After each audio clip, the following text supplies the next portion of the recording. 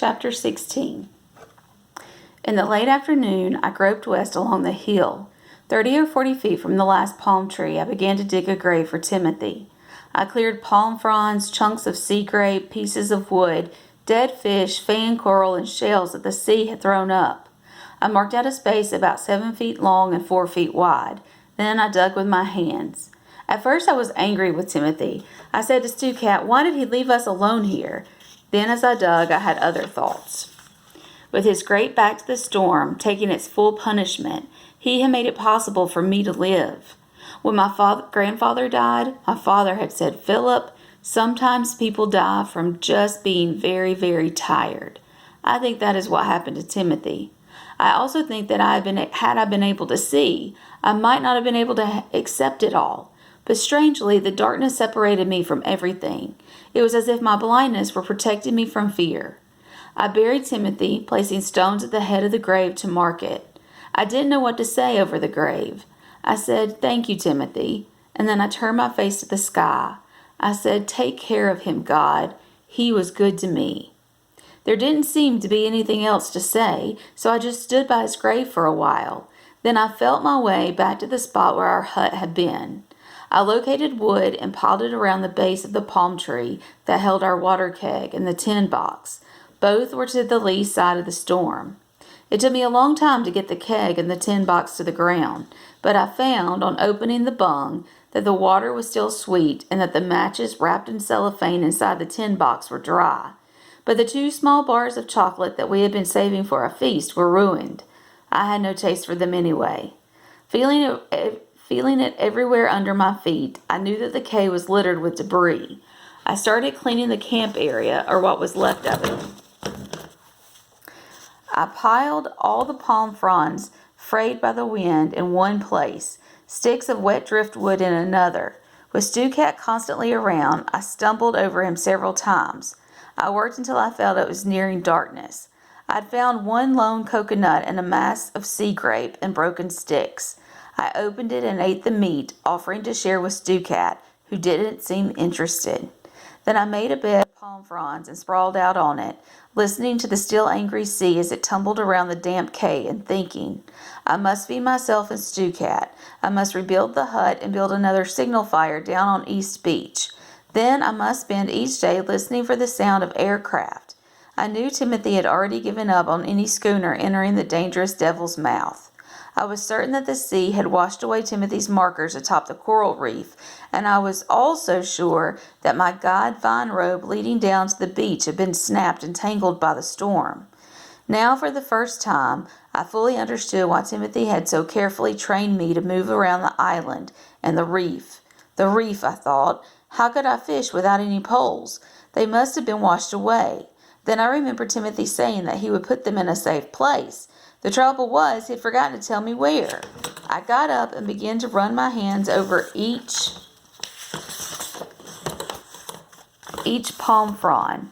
On one of them, I touched rope.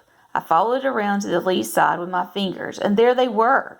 Not 2 or 3, but at least a dozen lashed together, each with a barbed hook and a bolt sinker. They were one more part of the legacy Timothy had left me. The sun came out strong in the morning. I could feel it on my face. It began to dry the island, and towards noon I heard the first cry of a bird. They were returning. By now I had taught myself to tell time, very roughly, simply by turning my head toward the direct warmth of the sun.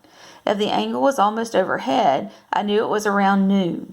If it was low, then of course it was early morning or late evening. There was so much to do, I hardly knew where to start.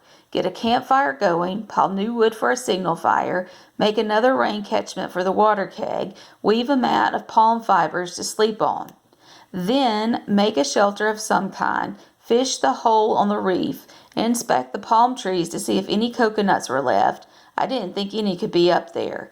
And search the whole island to discover what the storm had deposited. It was enough work for weeks, and I said to Stukat, I don't know how we'll get it all done. But something told me I must stay very busy and not think about myself. I accomplished a lot in 3 days, even putting a new edge on Timothy's knife by honing it on coral. I jabbed it into the palm nearest my new shelter so that I would always know where it was if I needed it.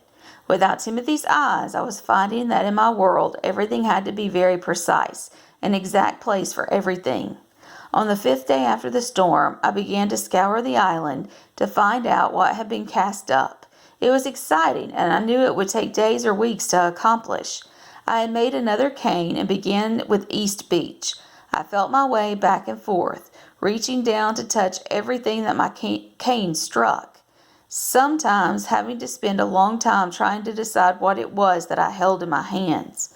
I found several large cans and used one of them to start the time can again, dropping 5 pebbles into it so that the reckoning would begin again from the night of the storm. I discovered an old broom and a small wooden crate that would make a nice stool. I found a piece of canvas and tried to think of ways to make pants from it, but I had no needle or thread.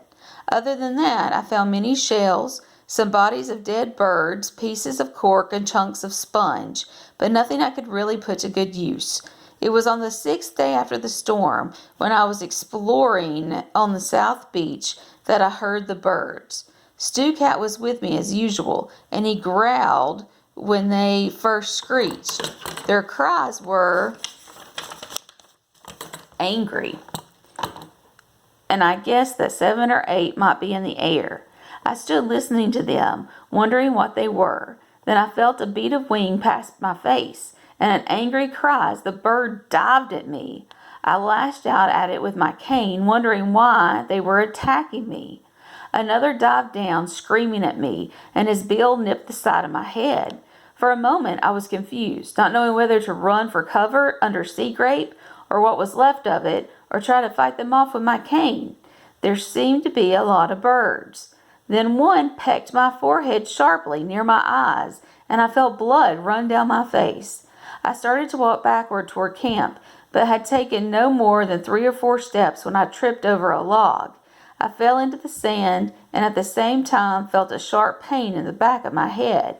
I heard a raging screech as the bird soared up again. Then another bird dived at me. I heard Stu Cat snarling and felt him leap up on my back, his claws digging into my flesh. There was another wild screech, and Stu Cat left my back, leaping into the air.